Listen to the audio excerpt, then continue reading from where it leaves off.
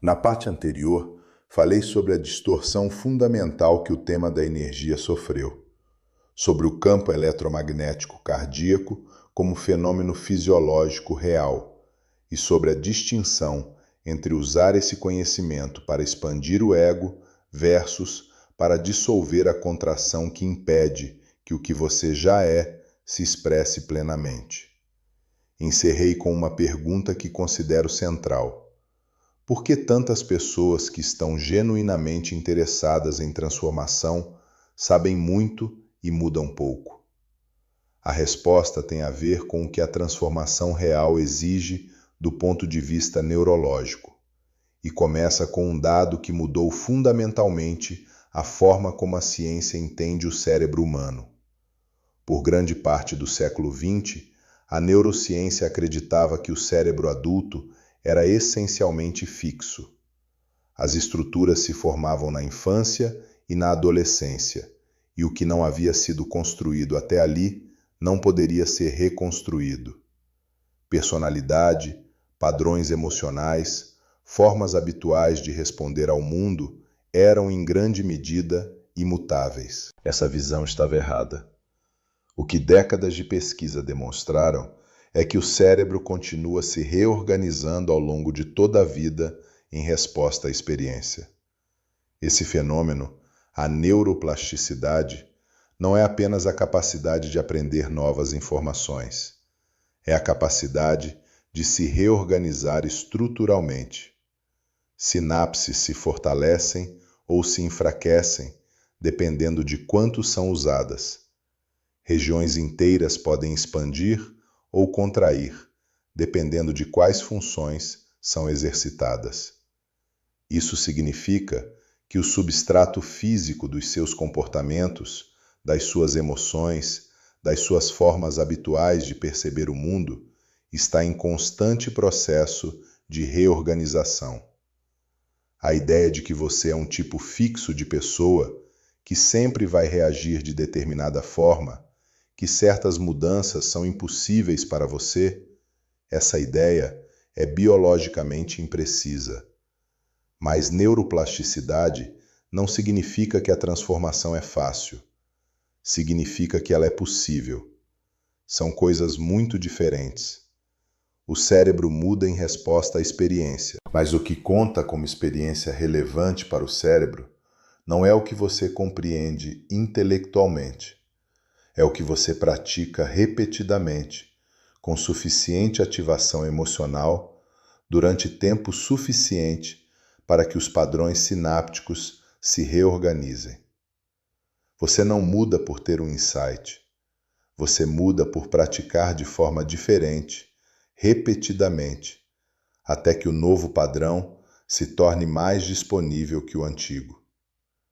Essa distinção explica o fenômeno que mencionei: saber muito e mudar pouco.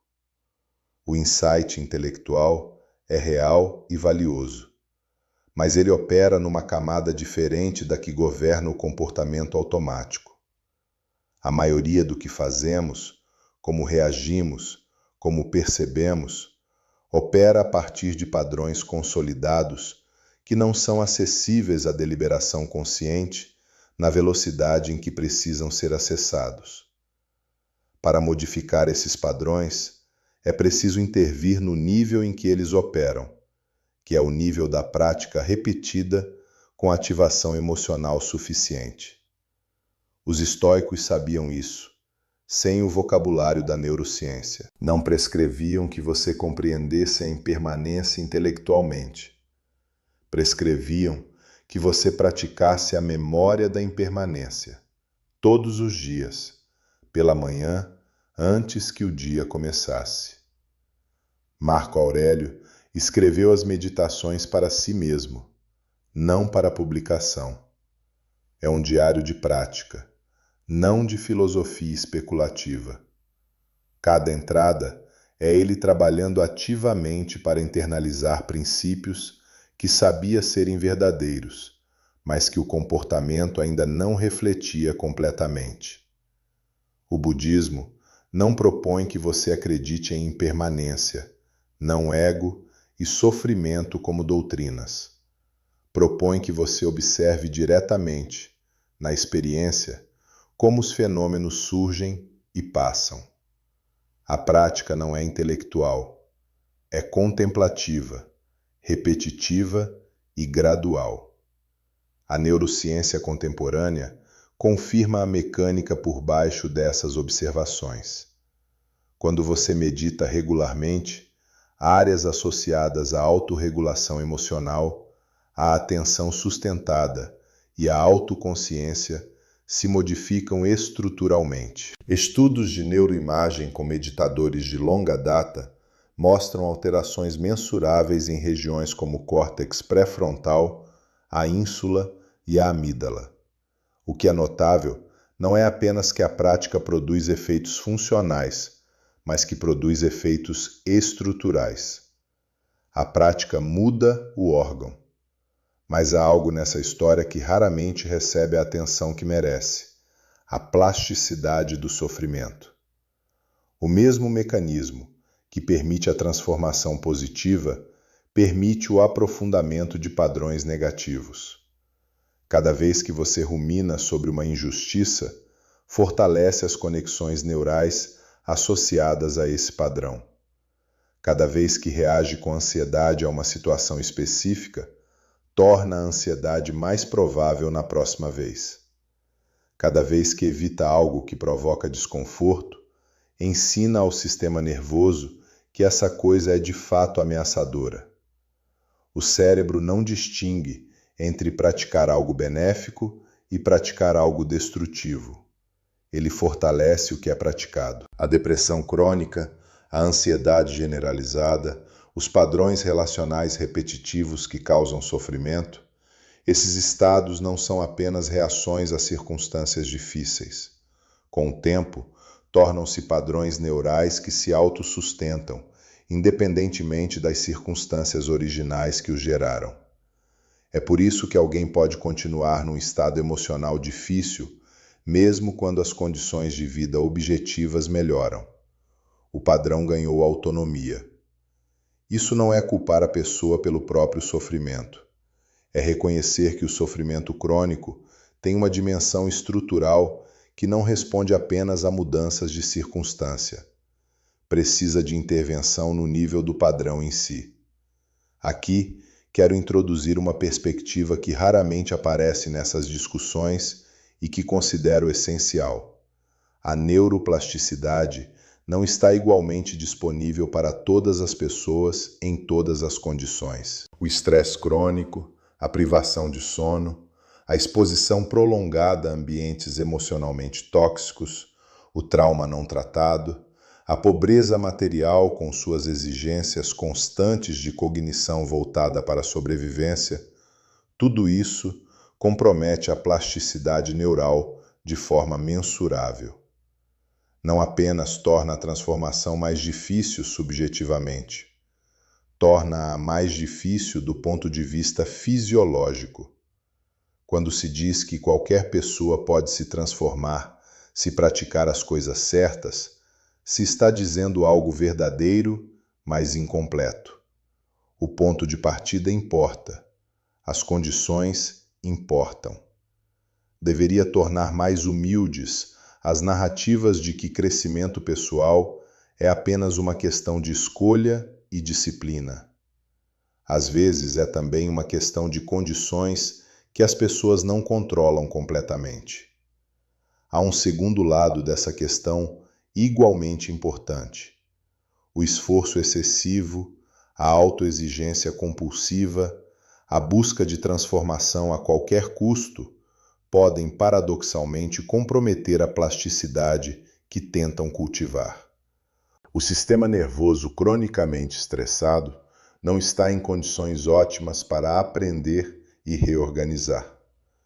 Existe uma razão pela qual o descanso, o jogo e a leveza são considerados componentes essenciais das práticas contemplativas mais sofisticadas. Não como concessão à fraqueza, mas como condição para a transformação genuína. A transformação que vem da autocobrança incessante, da culpa usada como combustível, tende a produzir resultados frágeis. A que vem de um estado de relativa segurança interna, de curiosidade, de autocompaixão sem condescendência, tem mais chances de ser duradoura.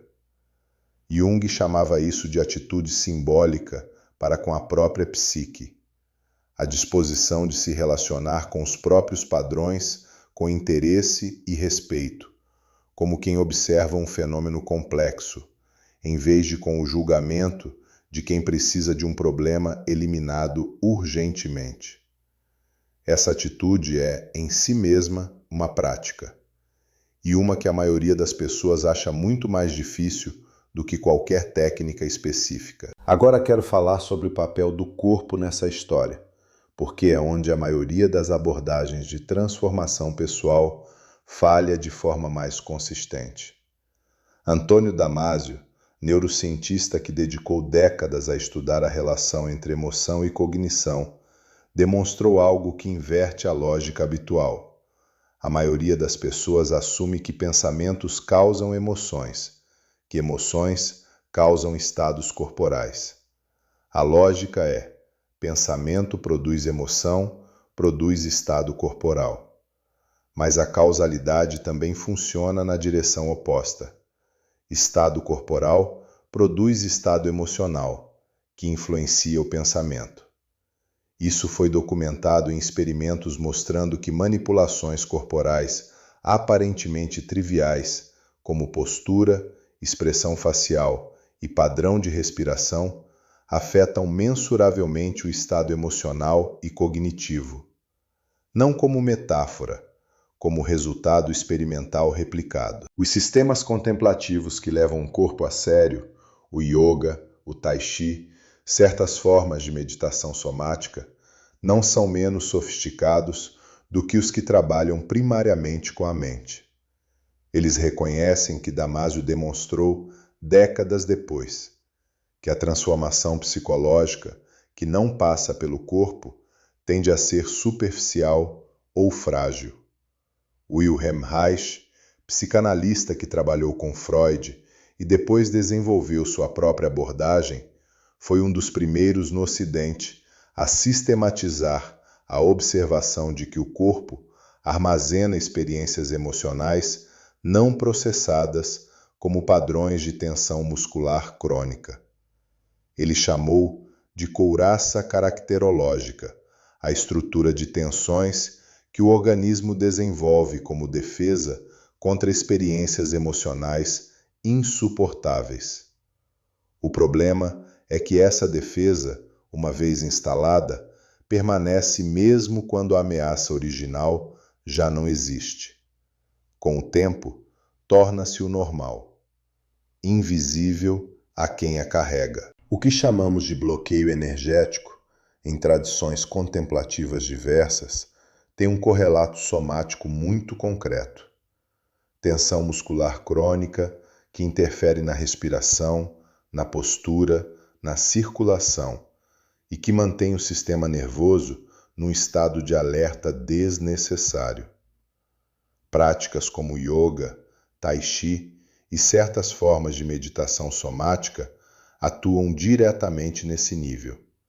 Não como técnicas místicas, mas como formas de reintroduzir mobilidade e atenção consciente em regiões do corpo que foram progressivamente abandonadas.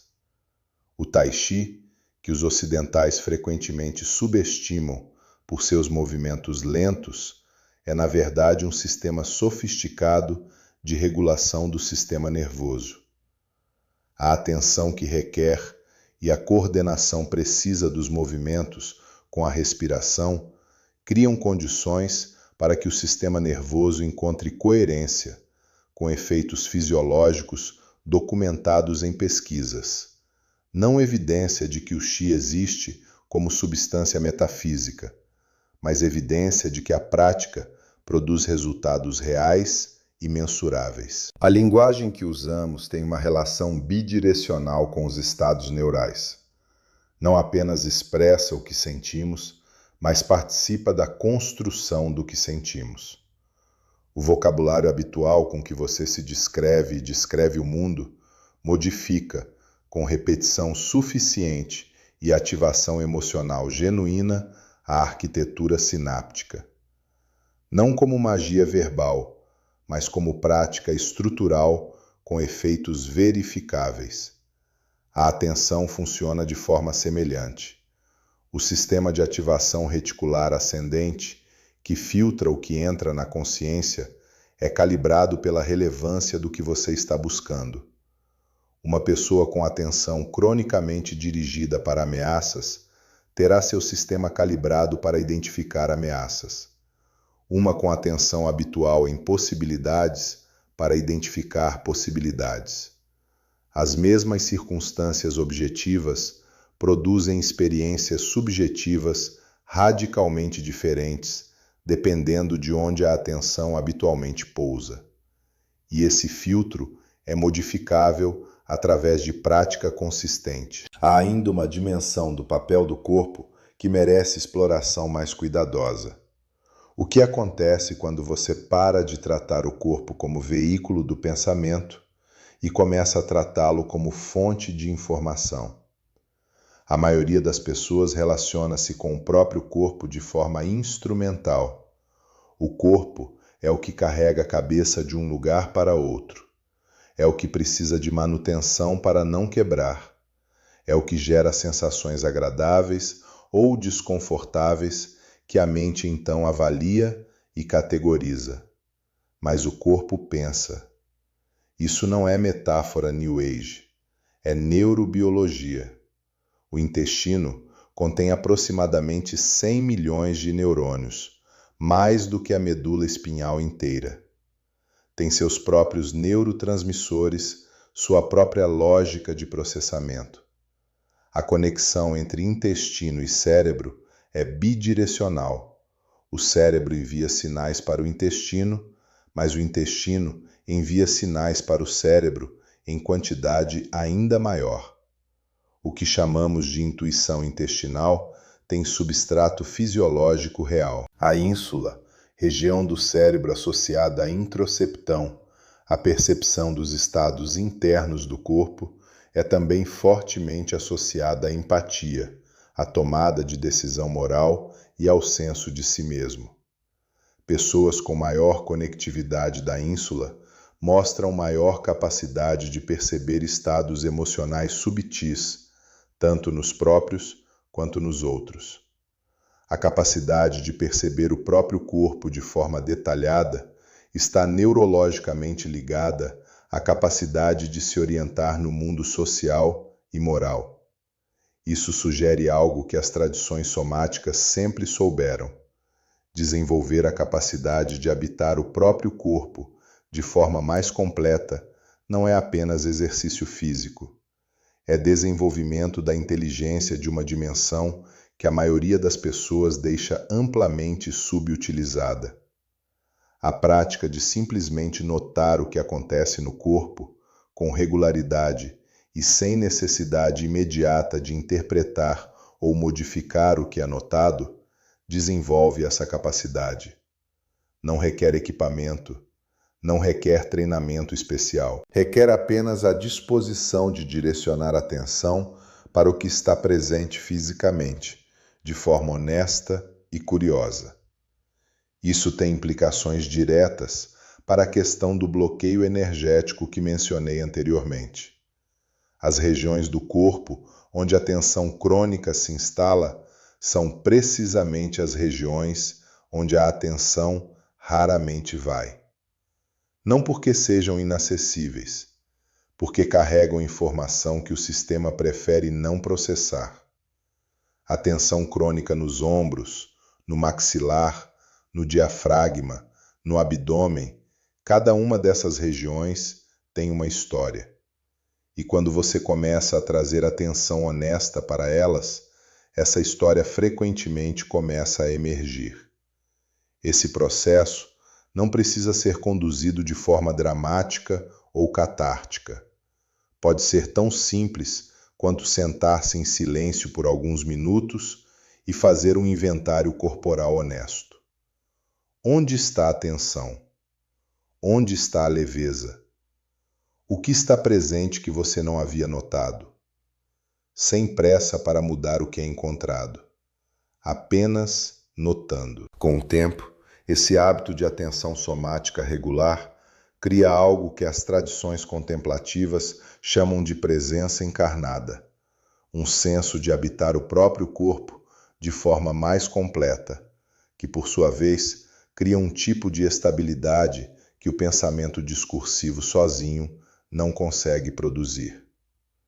Encerro esta segunda parte com o que considero o princípio mais contraintuitivo e mais importante de tudo o que discutimos.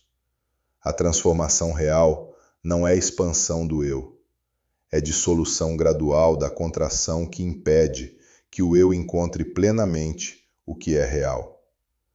A narrativa dominante de crescimento pessoal está organizada em torno da expansão do ego. Você será mais poderoso, mais eficaz, mais capaz de atrair o que deseja. O eu permanece no centro, apenas fica mais competente. As tradições contemplativas mais maduras propõem algo estruturalmente diferente. Não a expansão do eu, mas a descoberta de que o que você é não depende do eu para existir. Não a conquista do mundo externo, mas a cessação da guerra com o mundo interno.